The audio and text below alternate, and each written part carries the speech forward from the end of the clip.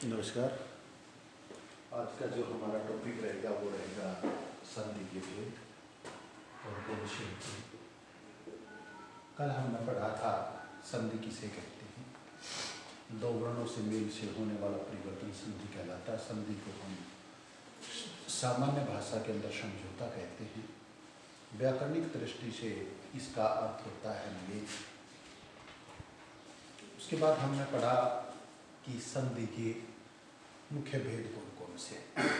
संधि के मुख्य भेद 3 भेद होते हैं: स्वर संधि, व्यंजन संधि और विसर्ग संधि। कल हमने पढ़ा था कि स्वर संधि किसे कहते हैं। स्वर संधि आपस में कौन कौन से भेद होते हैं। स्वर संधि आपस में केवल स्वरों का ही मेल होता है।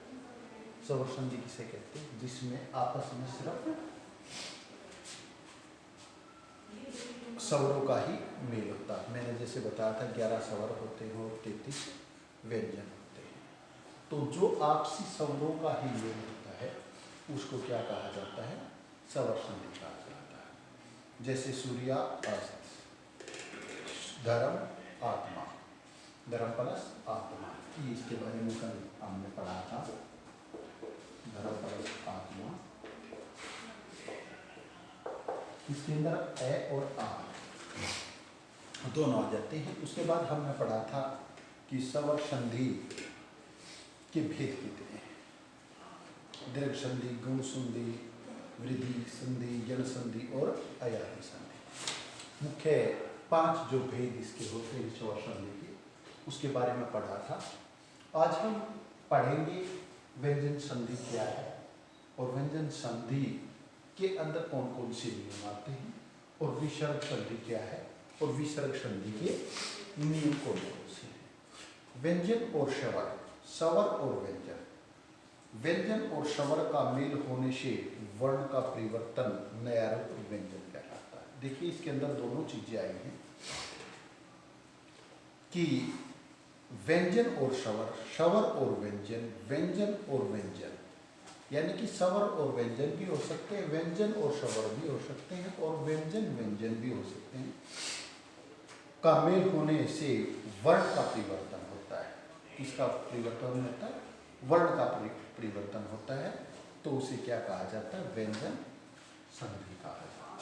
इसके बारे में जैसे सत प्लस जल, सत प्लस जल, तो इसको क्या बोलते हैं, सज्जन। इसको क्या बोलते हैं, सज्जन बोलते हैं। वाक प्लस ईश, वागीश, वाक प्लस ईश, वागीश। तो इसके अंदर स्वर देखिए, पहले स्वर संधि के अंदर तो क्या है, सिर्फ स्वर स्वरों का ही मेल होता है। लेकिन व्यंजन संधि के अंदर क्या है, स्वर और व्यंजन, व्यंजन और स्वर या व्यंजन व्यंजन, इनके परिवर्तन से जो नया रूप बनता है वो व्यंजन कहलाता है। अब व्यंजन संधि के नियम कौन कौन से, जो व्यंजन संधि है इसके नियम कौन कौन से हैं, मैं उसके बारे में आपको बता रहा हूँ कि व्यंजन संधि के नियम कौन कौन से हैं। यदि कै, चे, ते, ते, ये का मेल किसी स्वर या गे, धे, जे, झे, दे, दे, बे, भे, ये, रे, ले, वे से हो तो पहले वर्ण के स्थान पर क्रमशः गे, जे, डे, दे, बे हो जाता है। जैसे इसमें उदाहरण दिया है अस प्लस, तो क्या है अब, क्या बनता है अब, जो मैंने बताया ना ऊपर कि पे अगर आ जाता है तो उसको क्या बोल जाते हैं, बे का रूप ले जाता है। उसके बाद जो सेकंड जो इसका नियम आता है वो आता है वर्ण का पहला, वर्ग का पहला वर्ण 5वें वर्ण में बदल जाता है। वर्ग का पहला वर्ण 5वें उसमें बदल जाता है। जैसे जगतनाथ, क्या है? जगत प्लस नाथ। तो इसका क्या हो जाएगा ये? जगन्नाथ।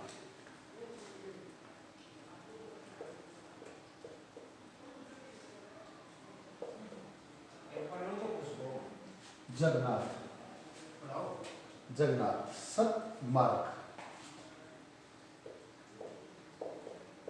सत प्लस मार्ग,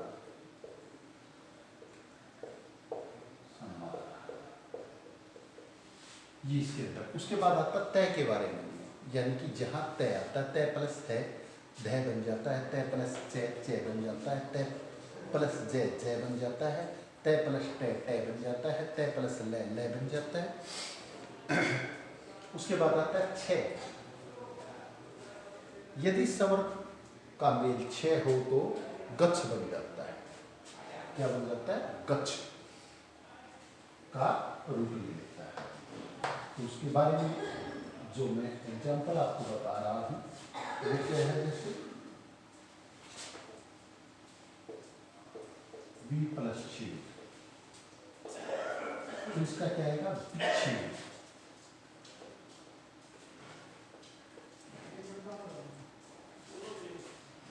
परि प्लस छेद, परिच्छेद। मैं के बारे में जो नियम है, यदि मैं का मेल कैसे मैं तक किसी भी व्यंजन में हो तो मैं उसी वर्ग के पांचवें अक्षर में परिवर्तन होता है। अहम प्लस क्या बताया है? अहम प्लस कार। क्या बन जाता है? ये अहंकार।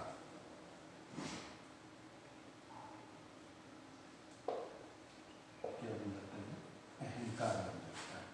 ऐसे शम प्लस गति संगति। उसके बाद आता है विसर्ग संधि। क्या आता है? विसर्ग संधि। विसर्ग संधि के बारे में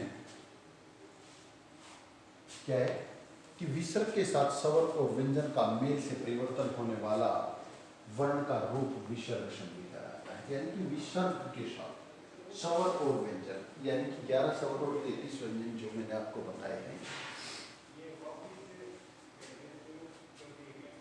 परिवर्तन होने वाला वर्ण का रूप विसर्ग कहलाता है। देखिए जैसे इसमें क्या उदाहरण दिया है, इसमें उदाहरण दिया है, तो ये क्या बन गया? दुष्कर्म। क्या बन गया है? दुष्कर्म।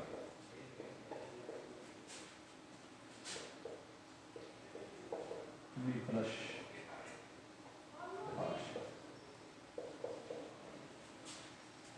निराशा।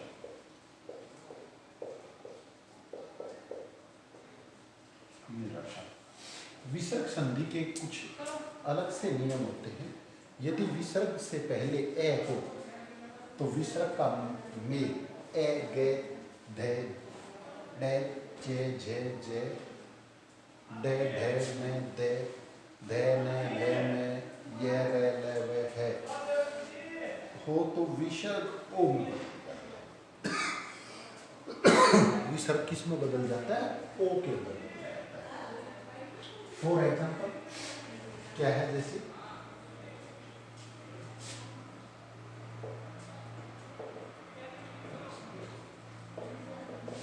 मनोरथ।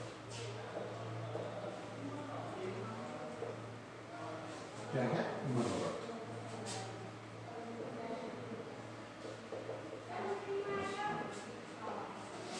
क्या है? तपोवन।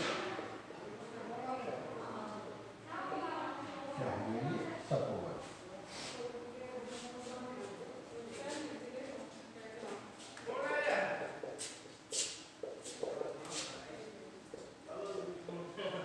क्या बन जाएगी? उसके बाद आता है विसर्ग का रे में बदलना। विसर्ग का रे के अंदर बदलना।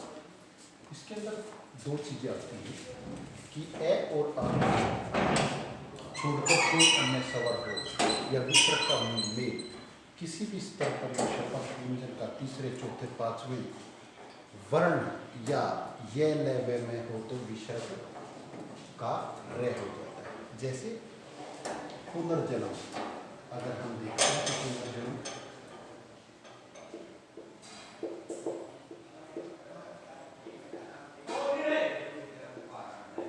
तो ये पुनर्जन्म ऐसे लिखा जाता है।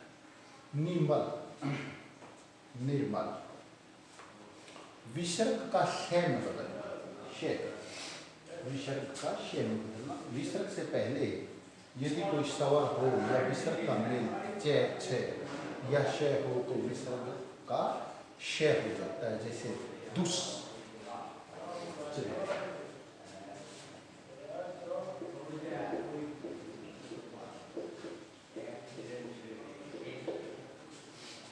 दुश्चरित्र,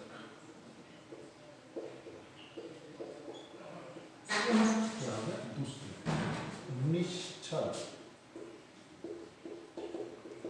निश्चल,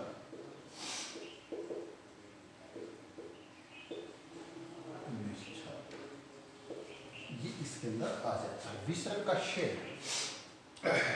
में बदलना, यदि विसर्ग से पहले ई उ हो तो विसर्ग का मेल कै खे टे ठे पे और फे से हो तो शय में बदल जाता है। जैसे निष्ठुर, जैसे क्या है निष्ठुर, निष्फल, निष्कलंक, दुष्परिणाम। दुष्परिणाम का अगर हम देखें, दुष्परिणाम, तो ये होता है दुष्परिणाम।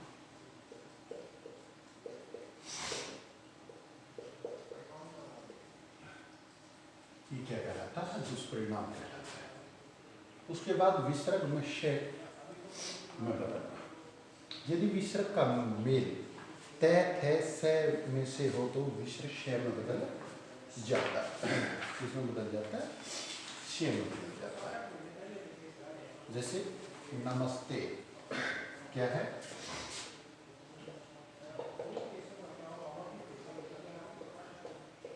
तो ये क्या हो गया? नमस्ते।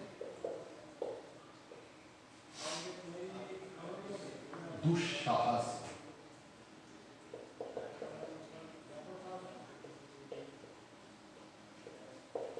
तो ये क्या हो गया? दुस्साहस।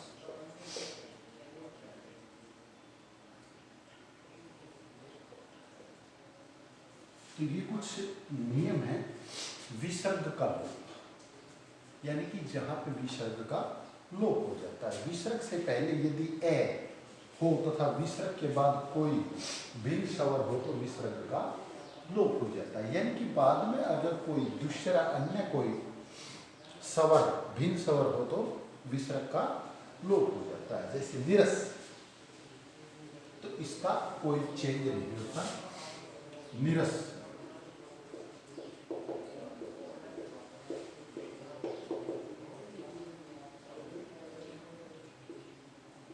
निरस, अतएव विसर्ग का परिवर्तन नहीं होना। यदि विसर्ग से पहले ए हो और विसर्ग का मेल कै या पै से हो तो विसर्ग का परिवर्तन नहीं होता। जैसे प्रत्यय का, प्रत्यय का, अंत्यकरण। देखिए इसके अंदर दो चीज आई हैं, प्रत्यय प्लस का।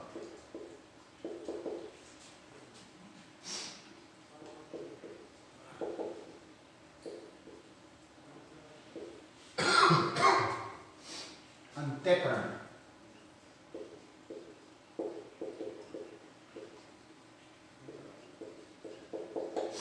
अंत्यकरण।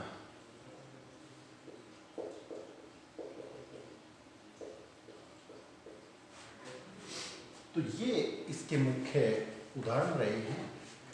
अब तक हमने पढ़ा किसे किसे कहते हैं, जैसे जिसको समझौता कहते हैं, व्याकरणिक तौर पर जिसको वेद कहा जाता है, और संधि के जो मुख्य तीन भेद बताए हैं, स्वर संधि, व्यंजन संधि और विसर्ग संधि।